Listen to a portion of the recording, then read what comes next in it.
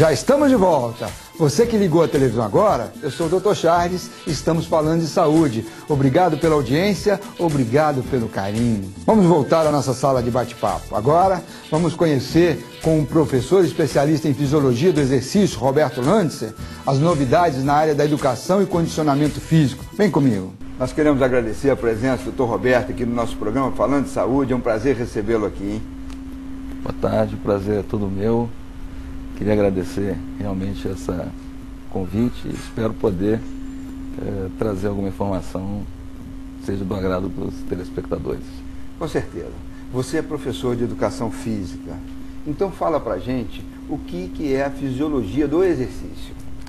A fisiologia do exercício é o estudo das respostas do organismo frente a um exercício físico, seja pela modalidade desse exercício, pelo tipo de carga, intensidade, duração. Como que o corpo reage quando é imposto uma carga, uma sobrecarga para esse corpo.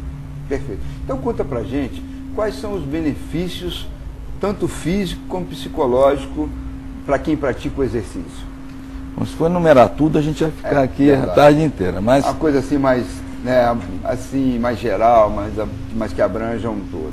Isso. Bom, fisicamente a gente sabe que o exercício melhora a qualidade de vida. Antes de mais nada, a qualidade de vida. E essa qualidade de vida se transfere, se transporta também para o lado psicológico.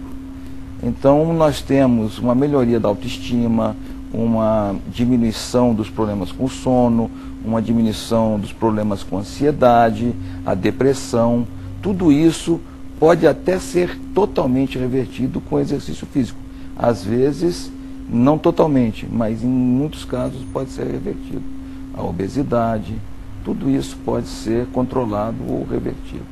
Ou seja, realmente é um ganho muito grande, né? Seja no aspecto orgânico, fisiológico, psíquico, como você colocou, é de muita importância o exercício físico. Agora, falta a gente fazer, né? Porque às vezes a gente fala, mas não faz, não é verdade? Que é o meu caso, aliás, que eu tenho que corrigir. Diga pra gente, Roberto, essa questão dos hormônios, entendeu? Qual a influência que ele tem, quais e qual a influência que exerce sobre as pessoas, quem pratica o exercício físico? Bom, existem alguns mitos, existem vários hormônios. Nós vamos falar sobre alguns. O primeiro hormônio, que muito comentado no exercício, são as endorfinas. As endorfinas liberadas no exercício de uma intensidade moderada, com uma duração acima de uns 40, 50 minutos, eles fazem a pessoa se sentir muito bem. E isso criou-se o mito do barato do exercício, ou que o exercício até faria com que as pessoas ficassem viciadas. Não acontece isso. Esse hormônio tem a principal função de aumentar o consumo de gordura para manter os níveis de glicose estáveis e o corpo em equilíbrio. Outro hormônio que a gente sabe que aumenta muito ou que pode ser controlado, o mais importante, pode ser controlado, é a serotonina, um neurotransmissor. E a serotonina, ela causa, nas pessoas que têm baixos níveis de serotonina, pode causar depressão e aumento de apetite, e o exercício regula os níveis de serotonina. E aquelas pessoas que têm problemas respiratórios, problemas tireoidianos, por exemplo, também, elas têm que fazer um tipo de exercício diferenciado? Bom, no caso dos exercícios respiratórios, muitas vezes é recomendado a natação, por exemplo, a prática de atividade física em ambientes em que haja uma grande quantidade de umidade no ar. As pessoas que têm problemas de tireoide, elas normalmente conseguem, com atividade física, elas conseguem aumentar a liberação de TSH, que é um hormônio que aumenta a liberação dos hormônios da tireoide, T3 e T4. E então o exercício pode ajudar. Normalmente as pessoas que têm problemas graves, tanto de respiratórios como problemas de tireoide, só devem fazer atividade física quando liberadas por um médico. Ah, perfeito. Eu vejo uma prática relativamente comum das pessoas que estão nos parques, nas ruas, quando correm, quando andam, usar uma garrafinha de água e está correndo e tomando água. É benéfico mesmo? É assim que deve proceder? Essa pergunta é muito boa, porque há muitos anos atrás se dizia o contrário, né? Que beber durante a atividade física fazia mal, cansava, e hoje está, graças a Deus, nós estamos conseguindo reverter essa situação. A maioria das pessoas hoje já é consciente disso, isso é muito importante. Nós devemos beber o tempo todo, porque a capacidade de absorção de líquido do nosso organismo não é tão grande quanto a capacidade de perda de líquido em ambientes muito quentes, em ambientes muito úmidos e principalmente durante a prática da atividade física. Isso é bom, né, Roberto? Mostrar, porque às vezes é o que você falou, tinha um tempo atrás você não podia correr ou andar tomando água. Então esse mito cai por terra, porque realmente nós temos que tomar muito líquido. Então acho isso interessante.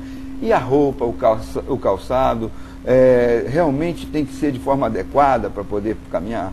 Tem.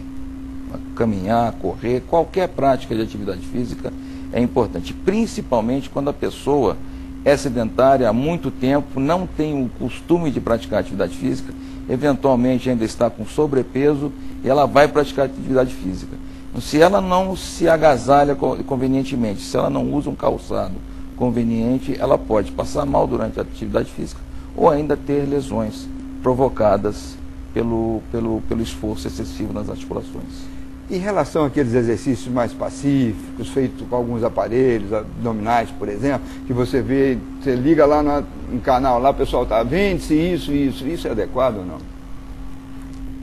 A gente não pode dizer que não é, porque a eletroestimulação funciona, mas ela não funciona nos níveis de certos aparelhos que são comercializados por aí. Então elas funcionam para fisioterapia, elas funcionam em treinamento de alto nível, com cargas elevadíssimas e não com brinquedos que você compra. O que é o pior ainda é que a carga desses equipamentos é muito fraca e as pessoas que normalmente querem usar esse equipamento não gostam de fazer atividade física, então elas em geral já têm uma certa camada de tecido adiposo recobrindo os músculos e o estímulo não chega até o músculo. Ele só dá um choquinho na pele, morre na camada de gordura que ela é isolante e não tem benefício nenhum. Se uma pessoa magra, bem magra, provavelmente vai usufruir algum benefício, mas ela não precisa.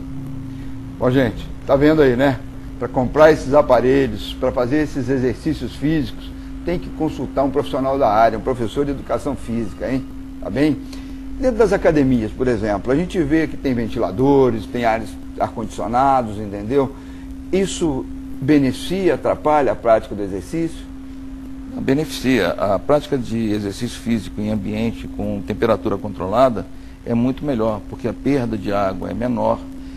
Quando a ventilação ela é adequada, é menor possibilidade de você contrair alguma doença, o ambiente fica mais tranquilo de você permanecer naquele ambiente, é muito melhor. Tanto a ventilação como principalmente a refrigeração do ambiente.